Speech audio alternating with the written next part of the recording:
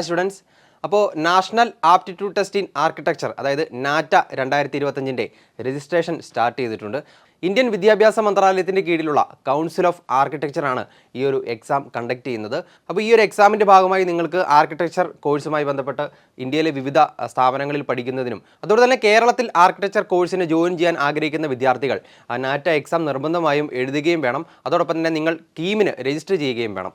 അപ്പോൾ നിങ്ങളുടെ +2ൻ്റെ മാർക്കും അതുപോലെ തന്നെ നാറ്റയുടെ സ്കോറും പരിഗണിച്ചായിരിക്കും കേരളത്തിൽ നിങ്ങൾക്ക് ആർക്കിടെക്ചർ കോഴ്സിന് ജോയിൻ ചെയ്യാനായിട്ട് സാധിക്കുന്നത്. അപ്പോൾ ഇനി നമുക്ക് നാറ്റ എക്സാമിൻ്റെ വിശദമായിട്ടുള്ള എക്സാം ഷെഡ്യൂൾ നമുക്കൊന്ന് പരിശോധിക്കാം. അപ്പോൾ ഈ ഒരു എക്സാം വരുന്നതെന്ന് പറയുന്നത് മാർച്ച് 1 മുതൽ, അതായത് മാർച്ച് 1 മുതൽ ജൂൺ 2025 വരെയുള്ള ശനി അല്ലെങ്കിൽ വെള്ളി ദിവസങ്ങളിലായിരിക്കും. അപ്പോൾ ഈ എക്സാമിന് നിങ്ങൾ ശ്രദ്ധിക്കേണ്ട ഒരു കാര്യം, വെള്ളിയാഴ്ചകളിൽ നടക്കുന്ന എക്സാമിന് മോർണിംഗ് സെഷൻ ഉണ്ടായിരിക്കുന്നതല്ല.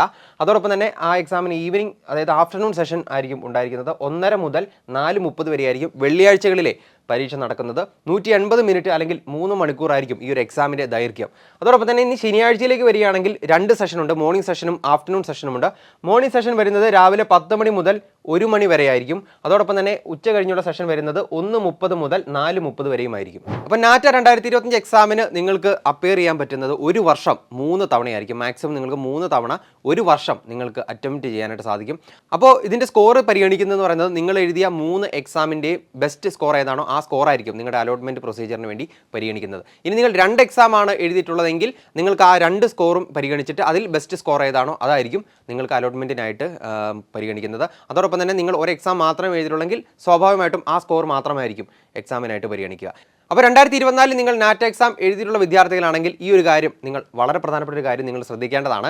അതായത് 2024 നിങ്ങളുടെ നാറ്റയുടെ ഫൈനൽ സ്കോറും അതോടൊപ്പം തന്നെ നിങ്ങൾ 2025 ഒരു എക്സാമാണ് എഴുതുന്നതെങ്കിൽ ഈ 2 എക്സാമിൻ്റെയും സ്കോർ പരിഗണിച്ചിട്ട് ബെസ്റ്റ് സ്കോർ ഏതാണോ അതായിരിക്കും പരിഗണിക്കുന്നത്. അതോടൊപ്പം തന്നെ നിങ്ങൾ കഴിഞ്ഞ തവണ അറ്റംപ്റ്റ് ചെയ്തു, അതോടൊപ്പം ഈ വർഷം നിങ്ങൾ 2 എക്സാം അറ്റംപ്റ്റ് ചെയ്തിട്ടുണ്ടെങ്കിൽ ഈ 2 എക്സാമിൻ്റെ സ്കോറും പ്ലസ് കഴിഞ്ഞ വർഷം അതായത് 2024 നിങ്ങളുടെ സ്കോറും കൂടെ പരിഗണിച്ചിട്ട് ഈ 3-ൽ ഏതെങ്കിലും ബെസ്റ്റ് സ്കോർ ആയിരിക്കും പരിഗണിക്കുന്നത്. അതോടൊപ്പം തന്നെ നിങ്ങൾ ഈ വർഷം 3 തവണ എക്സാം എഴുതിയിട്ടുള്ളതാണെങ്കിൽ നിങ്ങൾക്ക് 2024 സ്കോർ ഒരു തരത്തിലും പരിഗണിക്കുന്നതല്ല. നിങ്ങളുടെ 2025 3 അറ്റംപ്റ്റിലെ ബെസ്റ്റ് സ്കോർ ആയിരിക്കും അലോട്ട്മെൻറ്റിനായിട്ട് പരിഗണിക്കുക. അപ്പോൾ നമ്മളിനി അടുത്തായിട്ട് പരിശോധിക്കുന്നത് ഈ ഒരു എക്സാമിൻ്റെ സിലബസ് ആണ്. അപ്പോൾ എത്ര ക്വസ്റ്റ്യൻസ് ആണ് വരുന്നത്, അതിൻ്റെ മാർക്കൊക്കെ ഏത് രീതിയിലാണ് ഡിസ്ട്രിബ്യൂട്ട് ചെയ്യുന്നത് എന്നുള്ള കാര്യങ്ങളാണ് നമ്മളിനി നോക്കുന്നത്. അപ്പോൾ 2 പാർട്ടായിട്ടാണ് ഈ ഒരു എക്സാം വരുന്നത്, part A, part B. Part A എന്ന് പറയുന്നത് ഓഫ്ലൈൻ മോഡിലുള്ള എക്സാം ആയിരിക്കും.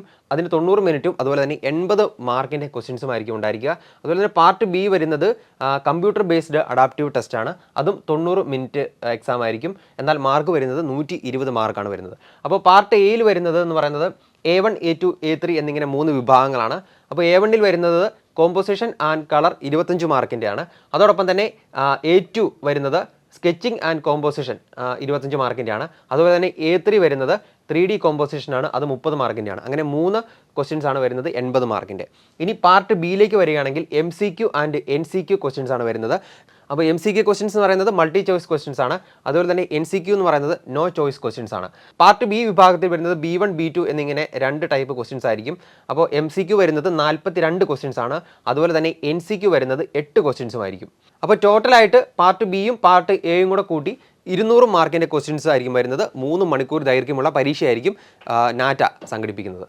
അപ്പോൾ പാർട്ട് എയിൽ വരുന്ന ക്വസ്റ്റ്യൻസ് ഏതൊക്കെയാണെന്ന് നമ്മൾ കണ്ടു കഴിഞ്ഞു. അപ്പോൾ ഇനി പാർട്ട് ബിയിലെ സിലബസിലേക്ക് വരികയാണെങ്കിൽ വിഷ്വൽ റീസണിങ്, അതുപോലെ തന്നെ ലോജിക്കൽ ഡെറിവേഷൻ, അതുപോലെ തന്നെ GK, ആർക്കിടെക്ചർ ആൻഡ് ഡിസൈൻ, പിന്നെ language interpretation, design sensitivity and thinking, numerical ability എന്നിങ്ങനെയുള്ള സിലബസുകളാണ് പാർട്ട് ബിയിൽ ഉൾക്കൊള്ളിച്ചിരിക്കുന്നത്.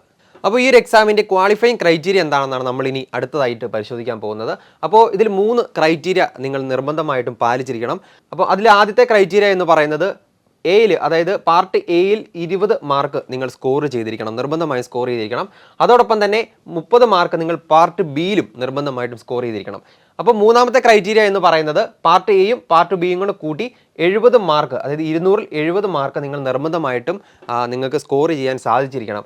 അപ്പോൾ ഈ ഒരു 3 ക്രൈറ്റീരിയ പാലിക്കുന്ന വിദ്യാർത്ഥികൾക്ക് മാത്രമായിരിക്കും നാറ്റ 2025 ക്വാളിഫൈ ചെയ്യാനായിട്ട് സാധിക്കുക. അപ്പോൾ അടുത്തായി ഈ ഒരു എക്സാമിൻ്റെ എലിജിബിലിറ്റി ക്രൈറ്റീരിയ ആണ് നമ്മൾ നോക്കുന്നത്. അതായത് ആർക്കൊക്കെയാണ് ഈ എക്സാം എഴുതാനായിട്ട് സാധിക്കുക എന്നുള്ളതാണ് നമ്മൾ പരിശോധിക്കുന്നത്. അപ്പോൾ +1, +2 പഠിക്കുന്ന വിദ്യാർത്ഥികൾക്കും +2 പാസ്സായ വിദ്യാർത്ഥികൾക്കും ഈ ഒരു എഴുതാനായിട്ട് സാധിക്കും. അപ്പോൾ ശ്രദ്ധിക്കേണ്ട ഒരു കാര്യം, ഫിസിക്സ്, കെമിസ്ട്രി, മാത്സ് വിഷയങ്ങളുടെ കോമ്പിനേഷൻ പഠിച്ച വിദ്യാർത്ഥികൾക്കാണ് ഈ ഒരു എക്സാം എഴുതാനായിട്ട് സാധിക്കുക. ഇനി 10ന് ശേഷം ഏതെങ്കിലും ഡിപ്ലോമ കോഴ്സ് പഠിച്ച വിദ്യാർത്ഥികളാണെങ്കിൽ മാത്തമാറ്റിക്സ് അതിലൊരു സബ്ജക്റ്റ് ആയിട്ടുണ്ടെങ്കിൽ നിങ്ങൾക്ക് ഈ ഒരു എക്സാമിനായിട്ട് അപ്പിയർ ചെയ്യാനായിട്ട് സാധിക്കും. അപ്പോൾ നാറ്റ് 2025 എക്സാമിൻ്റെ ആപ്ലിക്കേഷൻ ഫീ എത്രയാണെന്നാണ് നമ്മൾ പരിശോധിക്കാൻ പോകുന്നത്. അപ്പോൾ നിങ്ങൾ ഇന്ത്യയിൽ എക്സാം എഴുതുന്ന വിദ്യാർത്ഥികളാണെങ്കിൽ നിങ്ങൾക്ക് ശ്രദ്ധിക്കുക, നിങ്ങൾ ജനറൽ, OBC, NCL വിഭാഗങ്ങളാണെങ്കിൽ 1750 രൂപയാണ് വരുന്നത്. അതോടൊപ്പം തന്നെ നിങ്ങൾ ഇന്ത്യയിൽ എക്സാം എഴുതുന്ന വിദ്യാർത്ഥികളാണ്, നിങ്ങൾ SC, ST, EWS അല്ലെങ്കിൽ PWD വിഭാഗങ്ങളാണെങ്കിൽ 1250 രൂപയാണ് വരുന്നത്. ഇനി ട്രാൻസ്ജെൻഡർ വിഭാഗത്തിന് വരുന്നത് 1000 രൂപയാണ്. അപ്പോൾ നിങ്ങൾ ഇന്ത്യക്ക് പുറത്ത് എക്സാം എഴുതുന്ന വിദ്യാർത്ഥികളാണ് എങ്കിൽ നിങ്ങളുടെ ആപ്ലിക്കേഷൻ ഫീ വരുന്നത് 15000 രൂപയായിരിക്കും.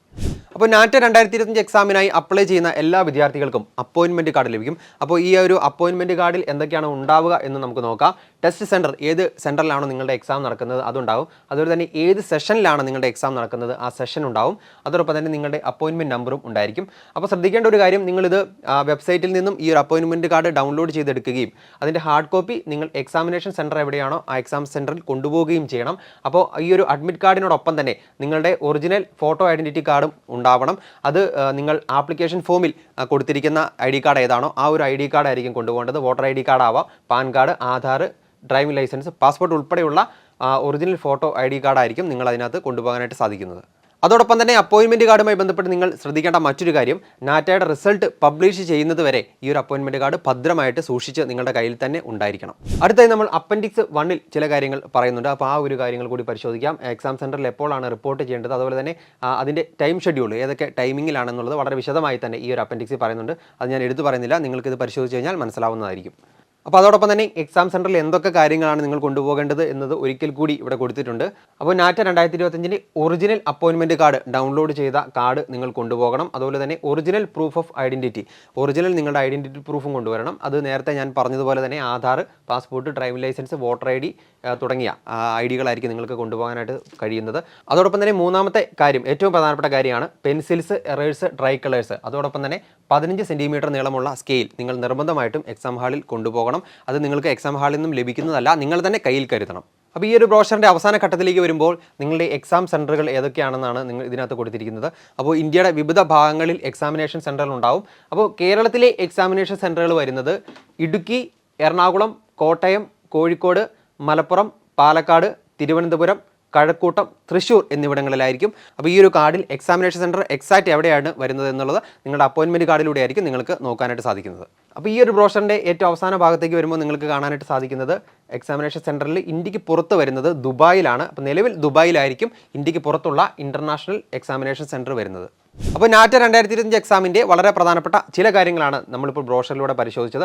അപ്പോൾ നിങ്ങൾക്ക് ഈ എക്സാമിനേഷനുമായി ബന്ധപ്പെട്ട കൂടുതൽ കാര്യങ്ങൾ, അതായത് ബ്രോഷർ ഡൗൺലോഡ് ചെയ്ത് നിങ്ങൾക്ക് ഈ കാര്യങ്ങളൊക്കെ അറിയണമെന്നുണ്ടെങ്കിൽ നാറ്റയുടെ ഒഫീഷ്യൽ വെബ്സൈറ്റ് ആയിട്ടുള്ള www.nata.in എന്ന വെബ്സൈറ്റ് വഴി, ഔദ്യോഗിക വെബ്സൈറ്റ് വഴി നിങ്ങൾക്ക് ഈ ഒരു ബ്രോഷർ ഡൗൺലോഡ് ചെയ്തെടുക്കുകയും എക്സാമിനേഷന് വേണ്ടിയുള്ള രജിസ്ട്രേഷൻ നടപടികൾ പൂർത്തീകരിക്കാനും സാധിക്കും.